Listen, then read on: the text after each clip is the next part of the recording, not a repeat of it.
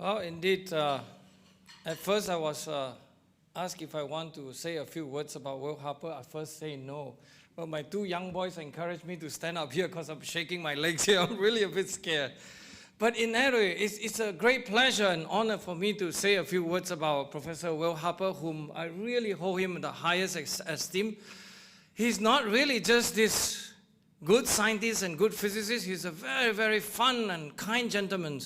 I have the pleasure of spending a week with him and his wife at Erice in Italy several years ago. And you can see the full humanity in this wonderful physicist. I have not much to say except reading one of the few lines that I think is very special in terms of his biography that most of us should really know. I mean, he is not only the good or this elegant atomic physics experiment that he's doing, he's also one of those who developed rigorous theory to analyze all those experimental results. And this morning, I tried to allude to one of his pioneering work, which is actually known somewhere around 1980s, on how to excite the sodium atoms to resonance and shoot the laser, and then so that you can actually correct for the concept of the turbulence in the atmosphere so that your image will be a lot stiller, so you can resolve features a lot better. And that is really something wonderful and amazing. And they only have time to publish it in 1994 with Freeman Dyson, Gordon MacDonald, and I think this person from Lick Observatory.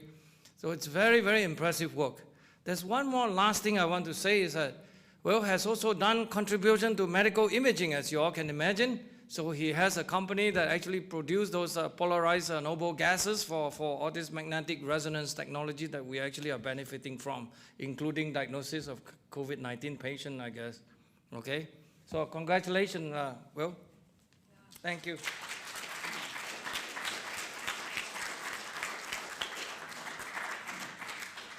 Okay.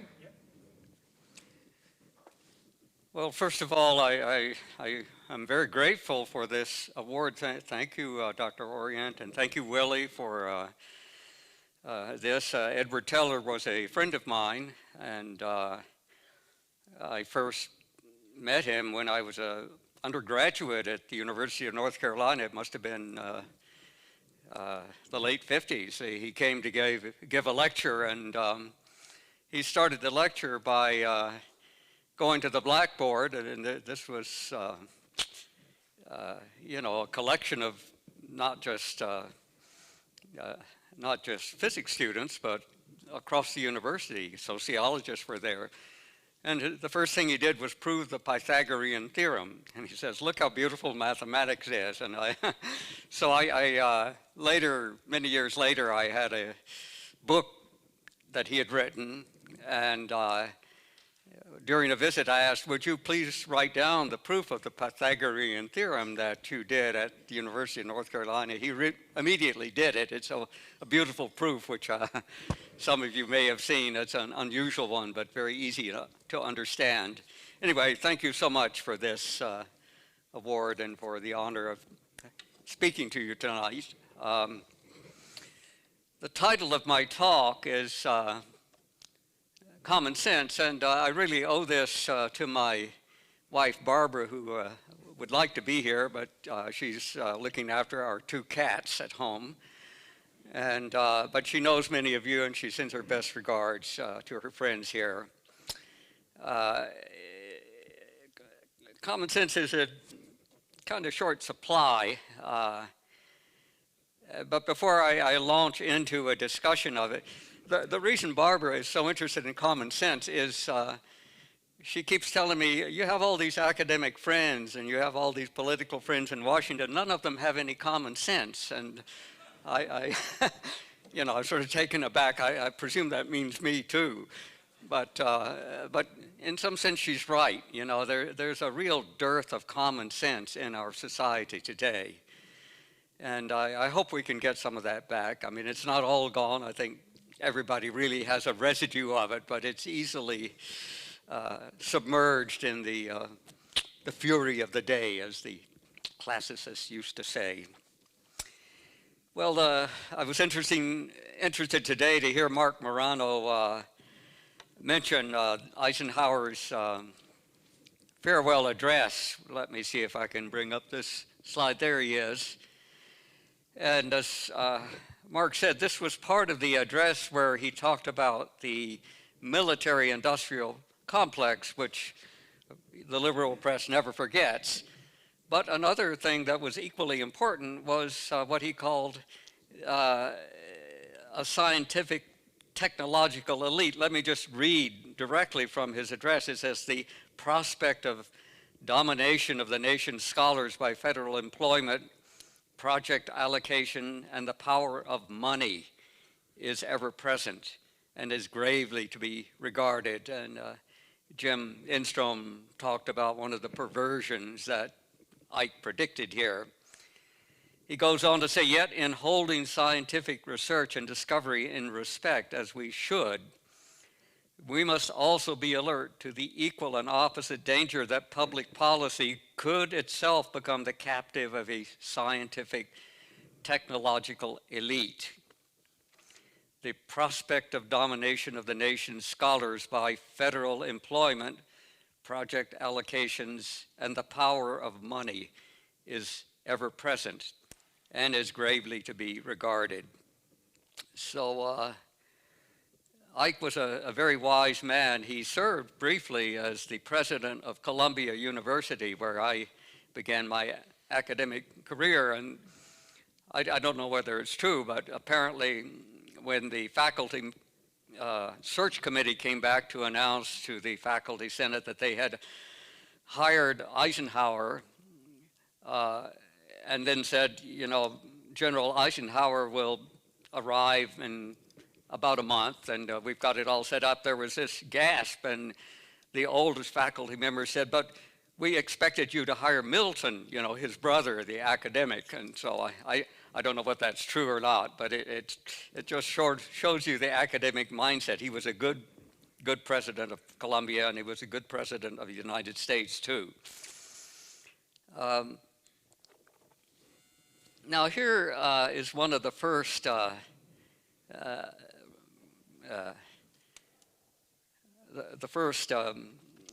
praises of common sense that I know about, and I'm indebted to the Canadian historian John Robson for bringing this to my attention. And so this is a comment by William Pitt, the elder, who was a British prime minister, a very important statesman at the time of the American Revolution, and even more importantly, during the French and Indian War, which preceded the Revolution. And the town of Pittsburgh, Pennsylvania, is named for him because it was captured during the French and Indian Wars. And one of the young officers there was George Washington. And after the capture of the Fort Duquesne, the French Fort Duquesne, the British renamed the Fort Duquesne Pittsburgh, or Pittsburgh is probably the way they pronounced it because it was a Scottish officer who named it.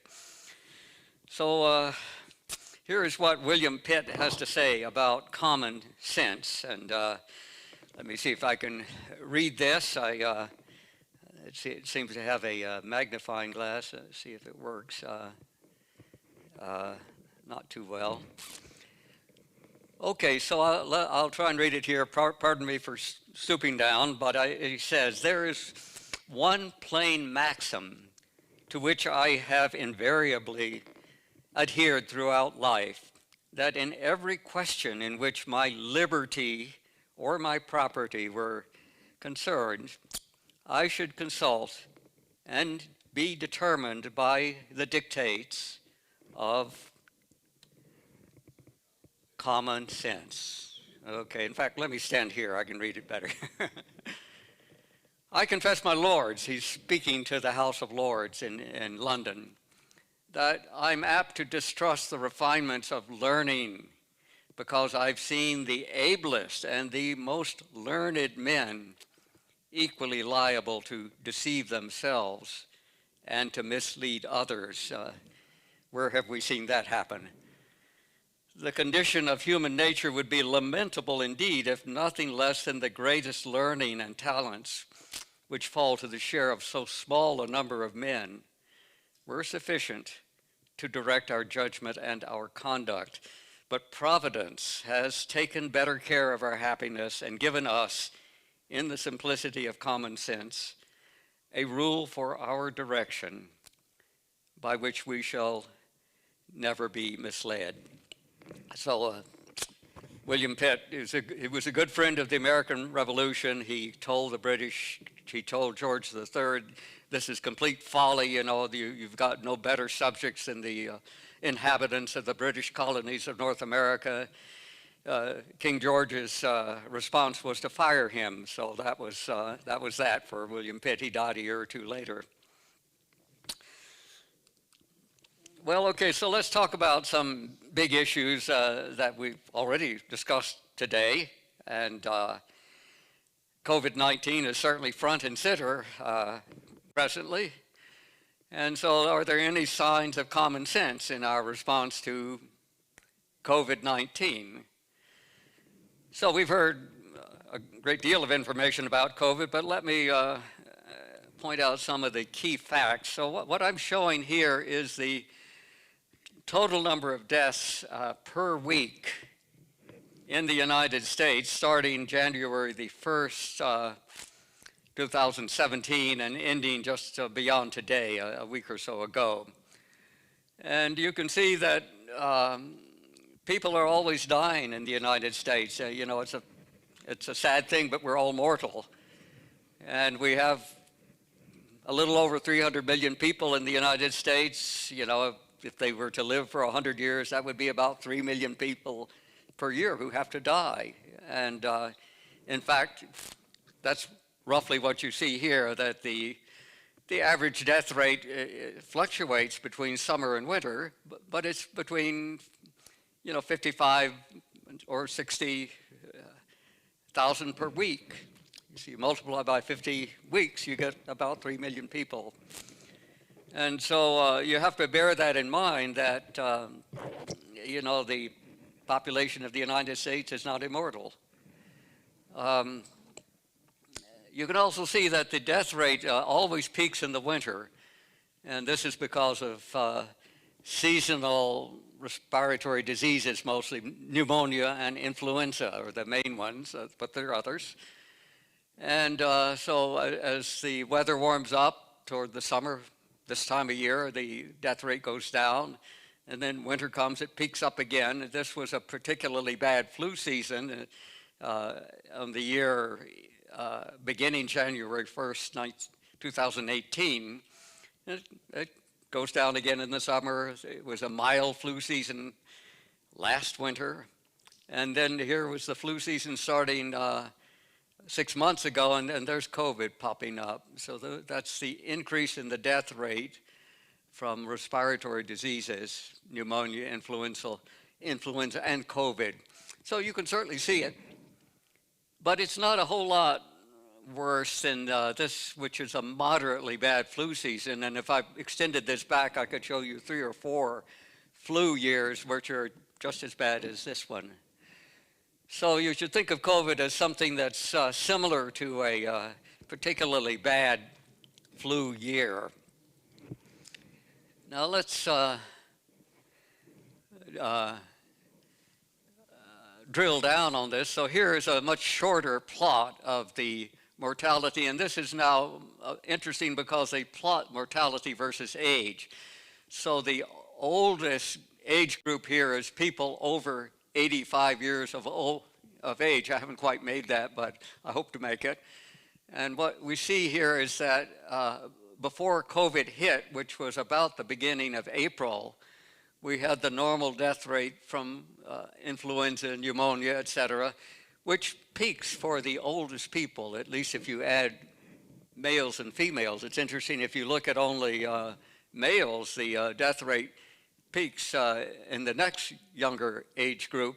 That's because very few males survive enough to get to the oldest age group, so they've already died off from something else. So it's an interesting set of statistics to look at, kind of sobering if you're a male.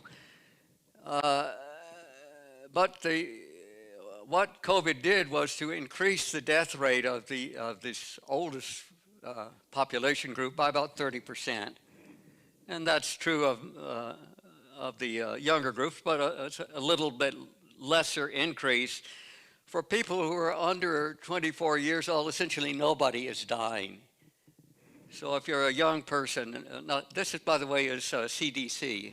It's from your government. It has to be right. Yeah. I don't think it shows any sign of great manipulation. You know, you can manipulate COVID cases, you know, because the tests are so unreliable. But, you know, if you're dead, you're dead. So I think that the reports of deaths are pretty good. Now, if you subtract out the base, you could imagine, you know, extrapolating the normal death rate here, dropping as you approach the summer. You can get the part that you estimate is due to COVID. So it doesn't depend on anyone diagnosing a death that was really a heart attack or something that had nothing to do with COVID. You simply extrapolate. So I think that's a reasonably honest way to estimate the COVID deaths. And you see that the entire death rate is dropping rapidly because we've reached summer. So it's amazing how much this has fallen. Of course, it's only the respiratory amount. But here's the difference. And so again, you see that COVID took off around the first of, well, what is this? Around the end of March. It peaked very rapidly as for all the age groups, and then it started down. Here's the infamous second wave. It's not much of a wave, but there is a little wave you can see there. But you can see that for the last few weeks, it's practically stopped. People are not dying of COVID in the last few weeks. And this is characteristic of the respiratory diseases as the weather warms up. People get outside. All right, so that's the situation. We heard today many examples. Mark Morano in particular talked about our responses to COVID, and whether it shows any common sense is questionable. But here's one of the responses we're all dealing with. This is today's government issue masks, and we're expecting, you know, in a few months it'll be like this. God knows what's going to happen. But this is really enforced symbolism. Nobody knows whether this is really helping very much. It may help a little bit, but it certainly is unlikely to have had very much effect on this curve here. I think this is just the buildup of, you know, herd immunity, and but we'll see what happens in the fall. But here's another example of government-enforced symbolism. I think many of you know after the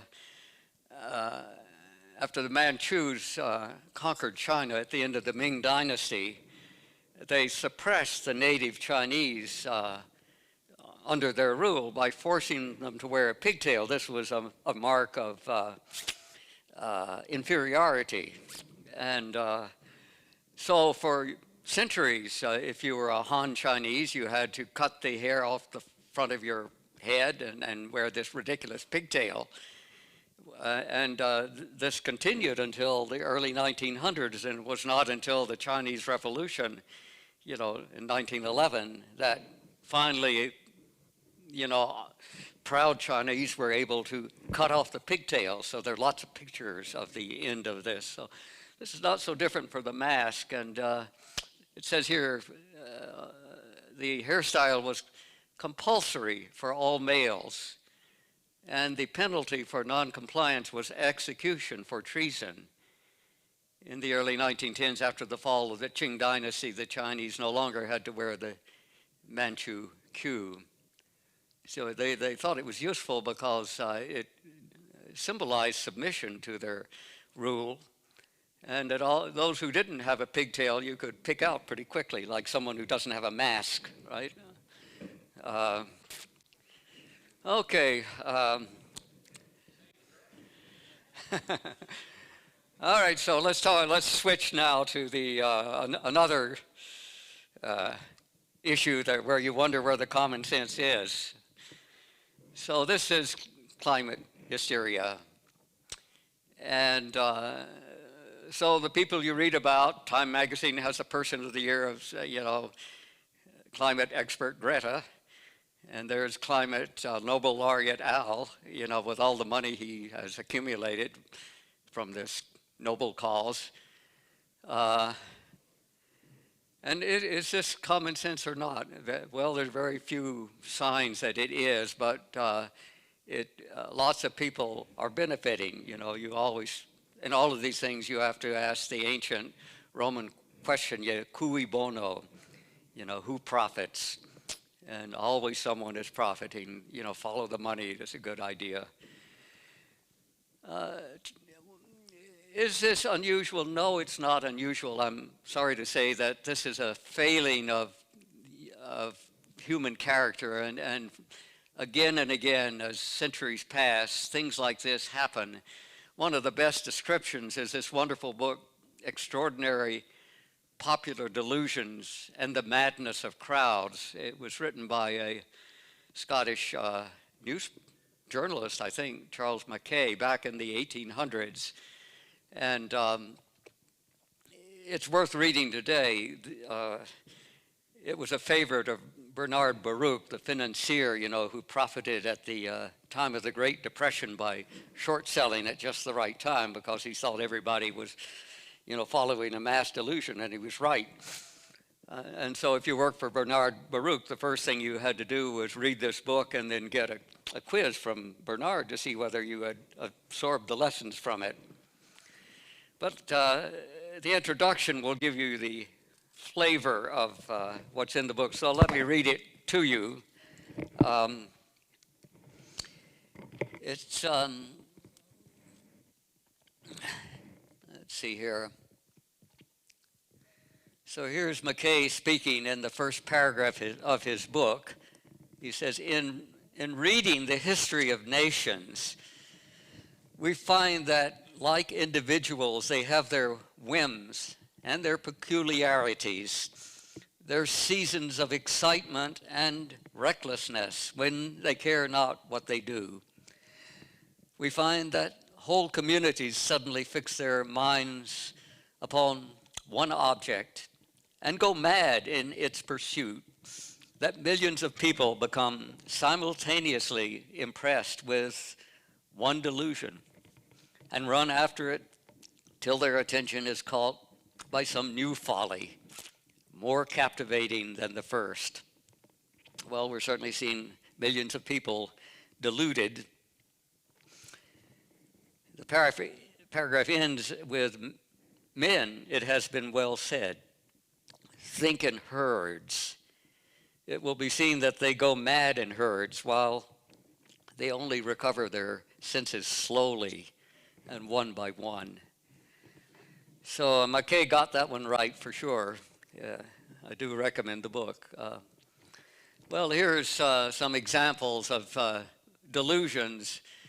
When the Spaniards came to Mexico for the conquest, one of the things that made it relatively easy was there was so much hatred for the Aztecs who ruled Mexico at the time, and one of their practices was human sacrifice. They would put a poor victim on top of one of the pyramids, slit his chest open with a stone knife and pull his heart out, This was a climate cult, by the way. It was to keep the rains coming. There's the sun, it was held up to the sun, you see.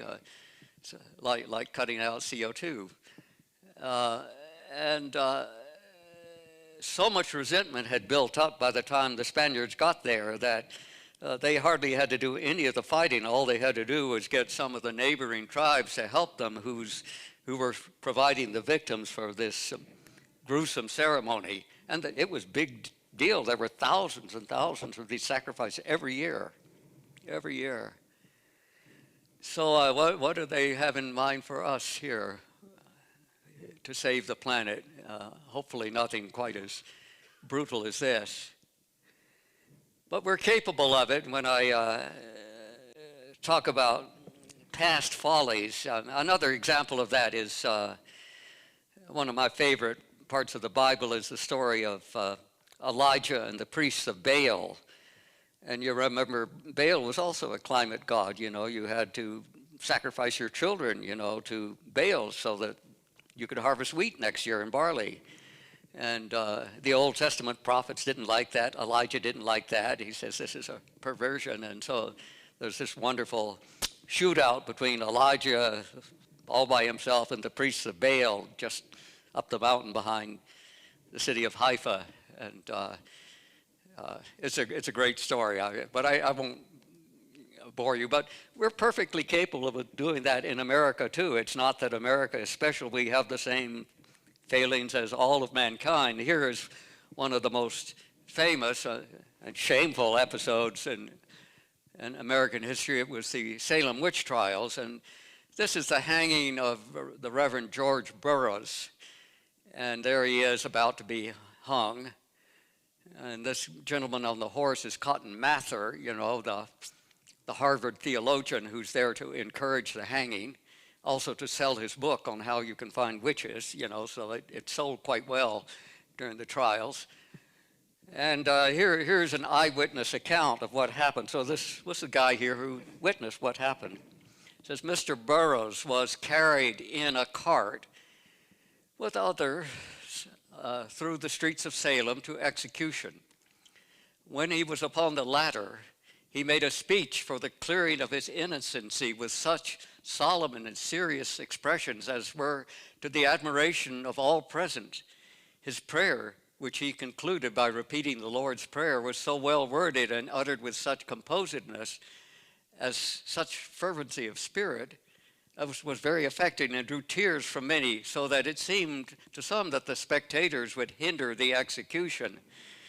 Now, what's not being said there is actually Reverend Burroughs was very popular.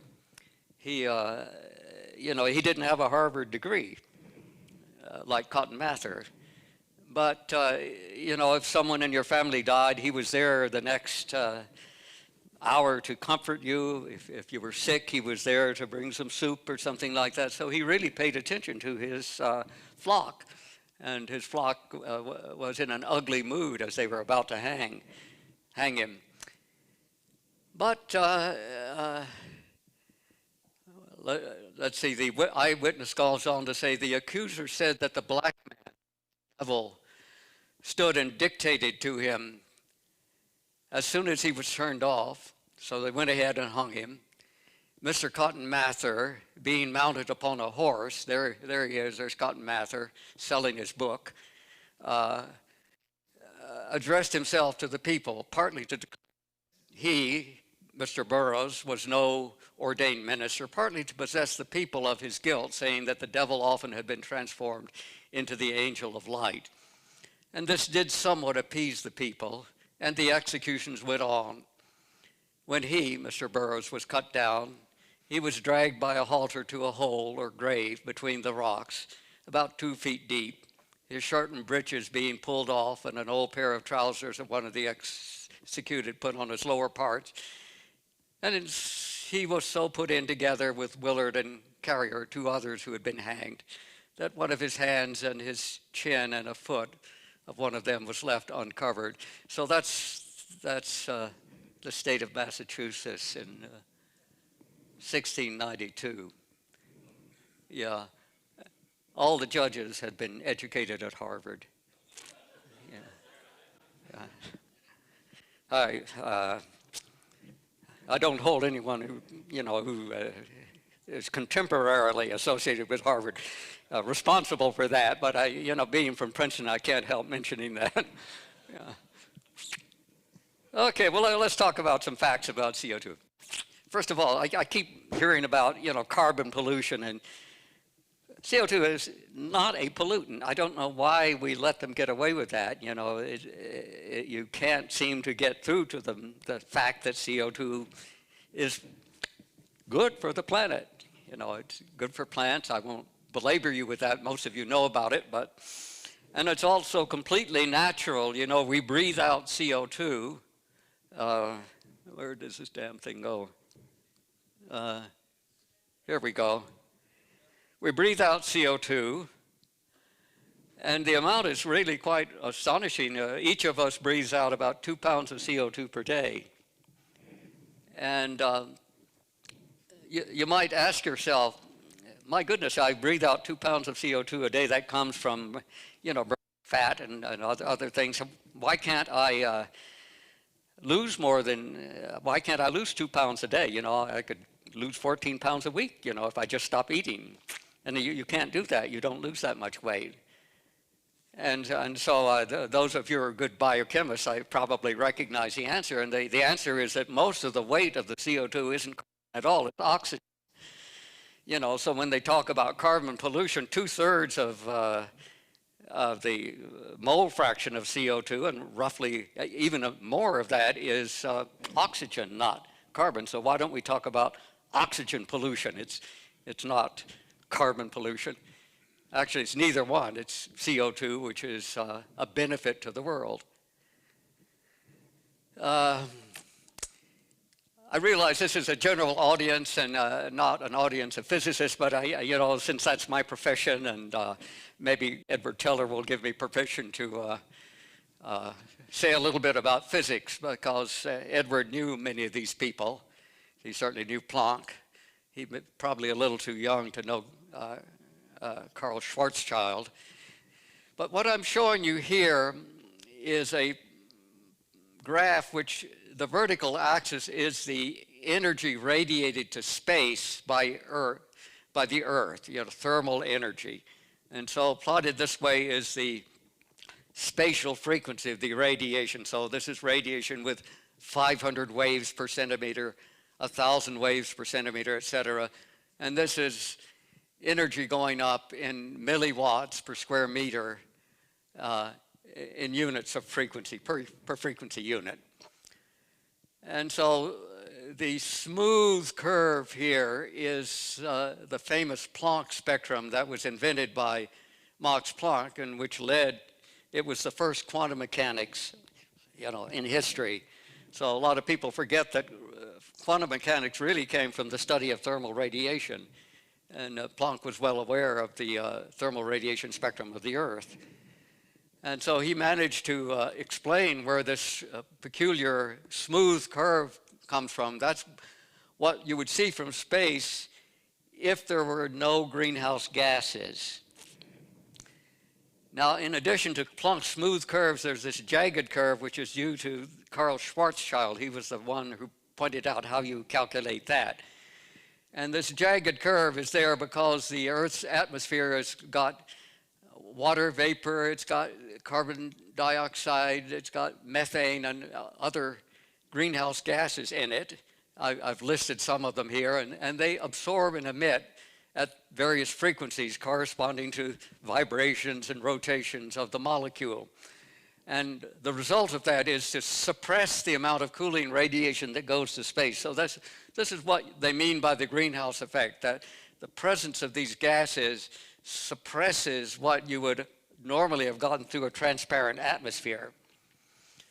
Okay, fine. This, by the way, is a calculation, but if you measure from a satellite, you can hardly tell the difference. So we know how to calculate this very well. And there's not much mystery, room for error here.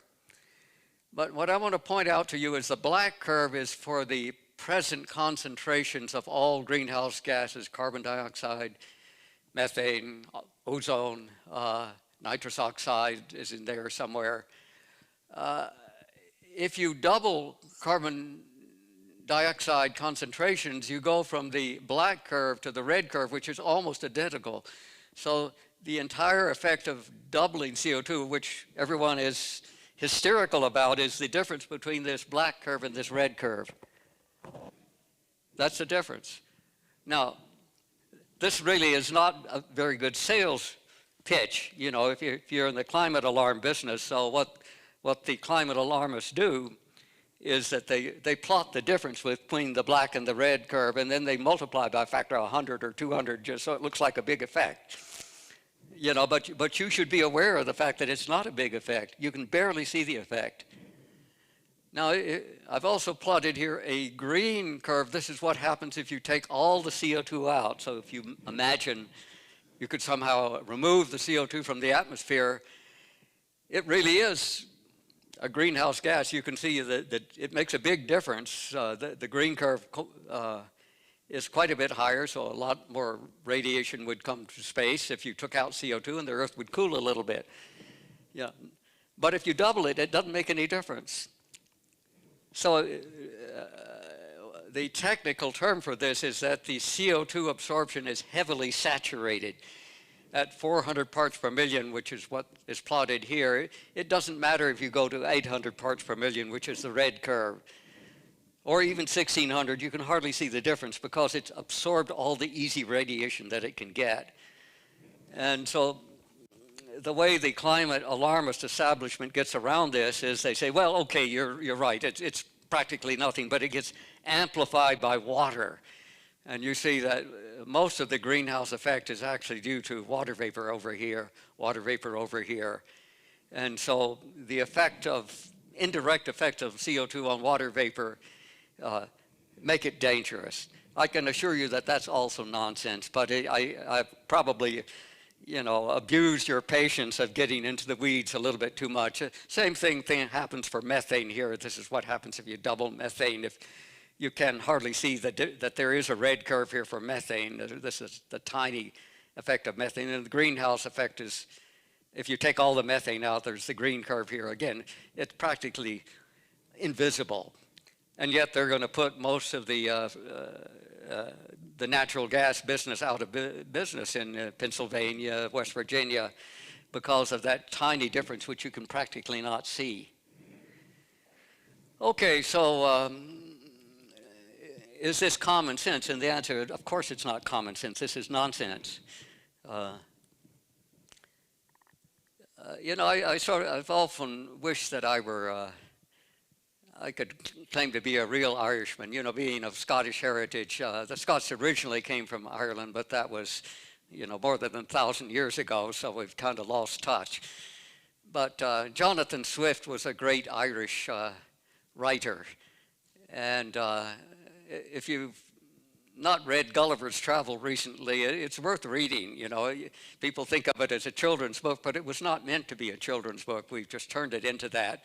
But he talks about his visit to this academic ideal, the land of Laputa.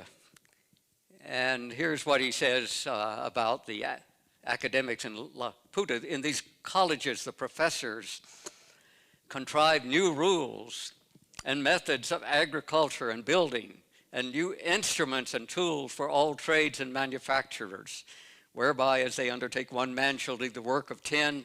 A palace may be built in a week of materials so durable as to last forever without repairing. All the fruits of the earth shall come to maturity at whatever season we think fit to choose, and increase 100-fold more than they do at present, with innumerable other happy proposals. The only inconvenience is that none of these projects are yet brought to perfection.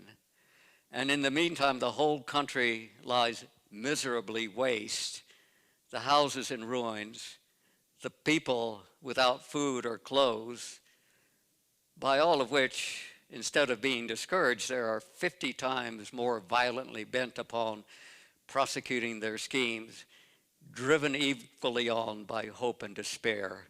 So this is the Green New Deal described by Jonathan Swift.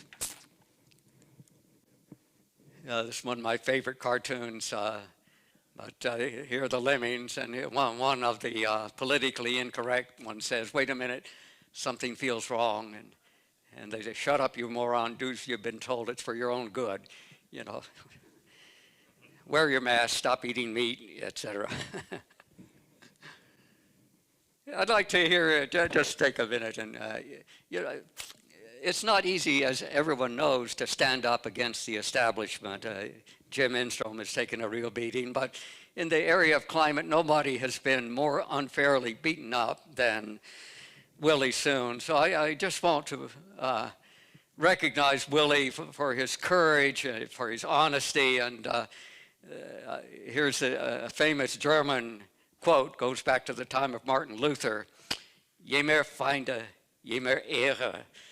So Willie, if you don't read German, it means the more enemies you have, the more honor you have. And so I'd like to applaud Willie. I hope you'll join me.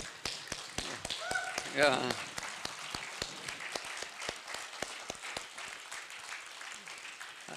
I'm glad to see that both Frank and Ben are there. Frank and Ben, you should be proud of your dad, and I hope you'll do just as well. I know you will.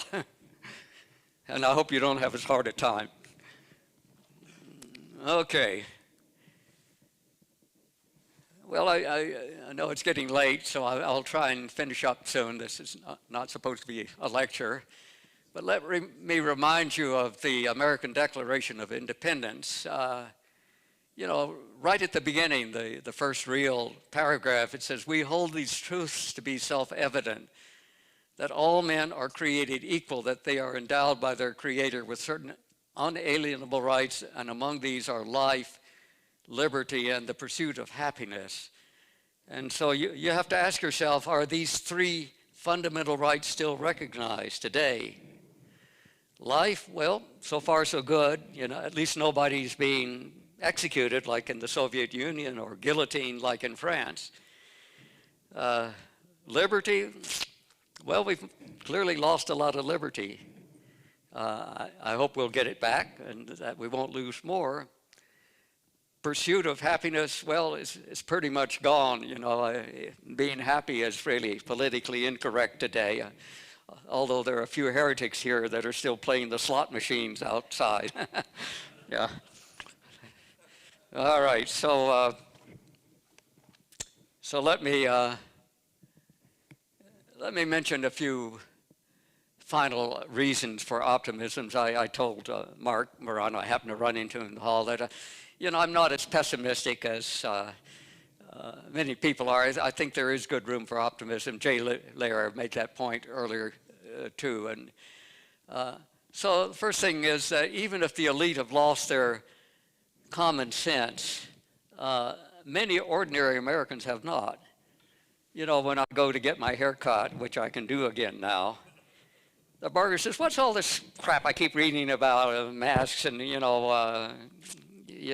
global warming? I've been gardening all my life. Nothing's happening, to the time I plant and the time I harvest. It's clearly nonsense." I said, "Well, you got that right, Joe." And so there are a lot of people like that, the truck drivers, so I don't give up on America. America is more than the East and West Coast elites and the readers of the New York Times and the Washington Post. A second clear historical fact is that people get tired of sanctimonious, politically correct elites. Again and again, these things get started. It's very unpleasant to live with it for a while. The Cromwell's Puritans, for example, just made life hell in England for, a generation. But soon after Cromwell died, the English rose up in anger and they called back the son of Charles I. And so the monarchy was back. It was not a very good choice, but it was better than Cromwell and his gang. The French Revolution, it burnt itself out within 10 years. Communist dictator of the Soviet Union lasted a bit longer, lasted 80 years or so, but it finally was thrown out too. So these things don't last forever. The shorter the better. Some are short, like the French Revolution. Some are a bit longer. Finally, Abe Lincoln said it right. You can fool all the people some of the time, some of the people all of the time, but not all of the people all of the time. And so we're part of the people, and I hope we'll stop this as soon as possible and return to common sense. So thank you very much for your attention. Yeah.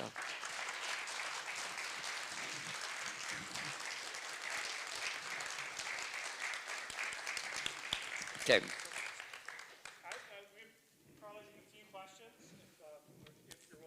Sure, yeah, happy to take.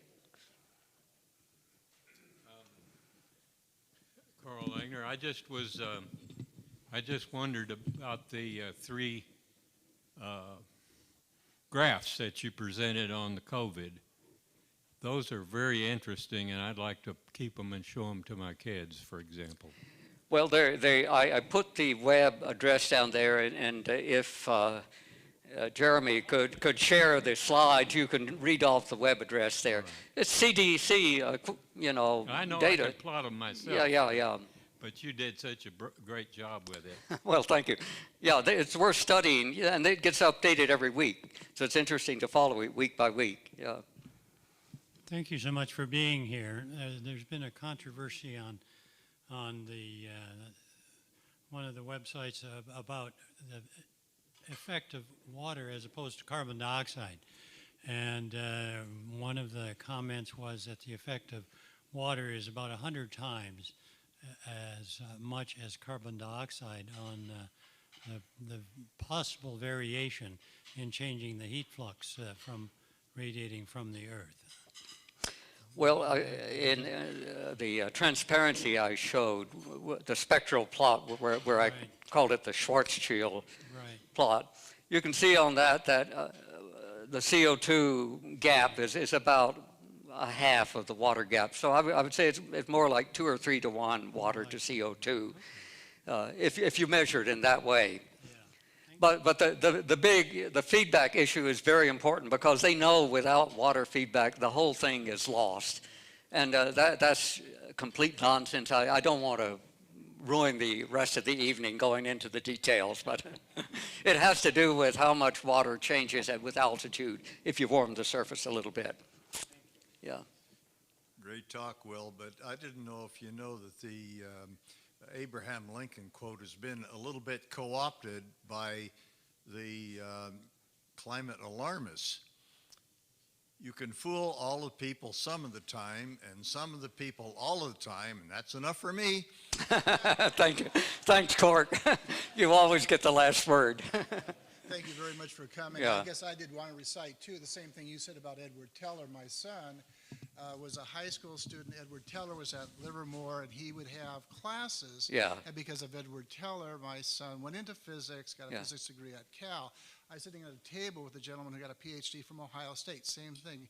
Edward Teller reached out to younger generations and Right. junior faculty, and that's a wonderful thing, and to see that happen with you.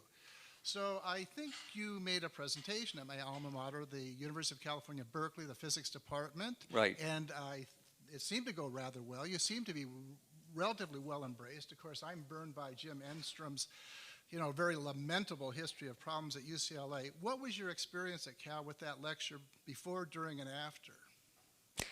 Well, that was 10 or 15 years ago. It's a long time ago, and things were not quite as tense then. And so I had many friends on the faculty. I had enemies, too, who demanded that I be disinvited, but, there were fewer of them than my friends, and so they invited me anyway. But I doubt I could go back to Berkeley now, because it's become just so political. Even in the physical sciences, that's a lament, a concern. Well, they're worried about their funding, and,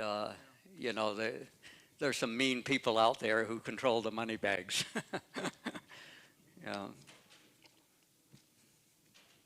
Hi, thank you for your talk. Thank you. I- Let me just say that I've read a lot of your dad's work, and I like it very much. Well, thank you. I've read about 10%. He wrote literally faster. He wrote a lot, that's He right. wrote faster than I could read. Yeah. But so far I've outlasted him. So I've been following the same all-cause mortality data, and I post about it on Facebook or wherever, and my friends surprisingly remain unconvinced, and often they resort to, yes, but this disease has all kinds of dreadful consequences for people who do not die from it, and they could be lifelong, and what do you say to them? Well, I don't know. I'm a physicist, not a medical doctor. But, many diseases have consequences that show up later. Polio was a famous example where if you had it as a young person, by the time you were 60 or 70, you started having trouble again.